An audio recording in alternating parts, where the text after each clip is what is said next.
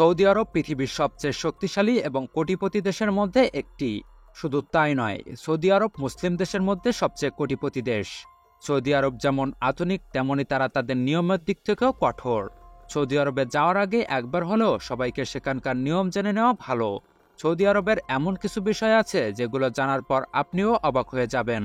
Saudi আরবে এমন কিছু ঘটে যেটা জানার পর মানুষ অবাক হয়ে যায়। সৌদি আরবের এমনই 8টি তথ্য আজকের এই ভিডিওতে আপনি জানবেন।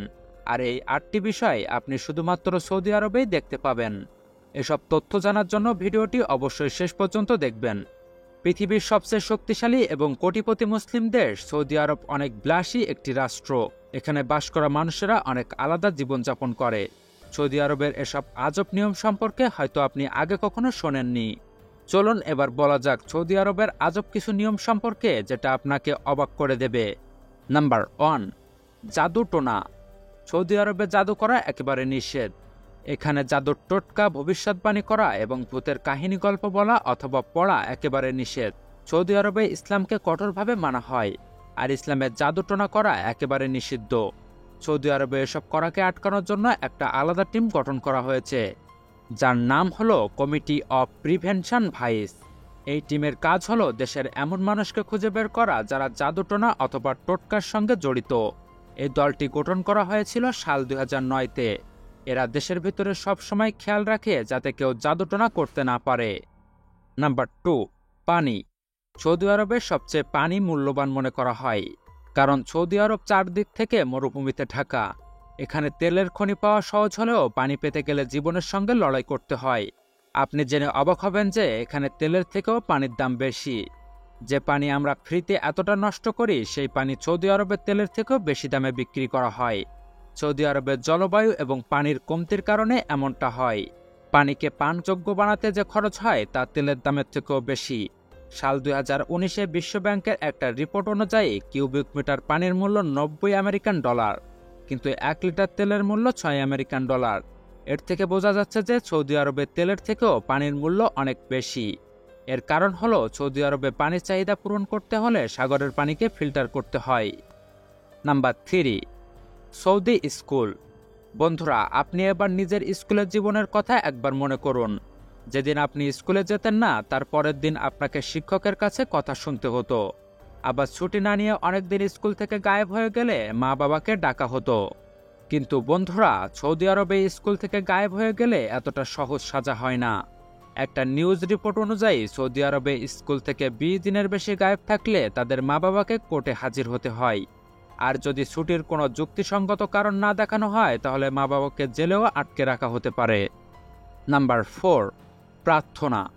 সৌদি আরবে ইসলাম ধর্ম পালন করা হয়, আর এখানে বেশিরভাগ মানুষ মুসলিম। অন্য দেশ থেকে আসা অমুসলিম কর্মীরাও এখানে থাকে, কিন্তু প্রার্থনা করার জন্য সৌদি আরবে দিনে 5 বার সবকিছু বন্ধ করে দেওয়া হয়। বন্ধুরা, আপনি জেনে থাকবেন যে ইসলামের দিনে 5 ওয়াক্ত নামাজ পড়ার নির্দেশ দেওয়া হয়েছে। তাই সৌদি আরবে দিনে 5 বার সবকিছু বন্ধ করে দেওয়া হয়, কারণ এ সময় সব মুসলিমরা নামাজ পড়ে। অনেক বড় বড় কোম্পানি, শপিং মল এবং ছোটখাটো ব্যবসায়ী নামাজ পড়ার সময় তাদের অফিস এবং দোকান বন্ধ রাখে। এখানকার পুলিশও সবসময় খেয়াল রাখে যাতে সবাই সময় মতো 5 ওয়াক্ত নামাজ পড়ে। প্রতিদিন 5 বার কমপক্ষে 15 থেকে 20 মিনিটের জন্য সৌদিতে সবকিছু বন্ধ করে দেওয়া হয়। Number 5, no birth control.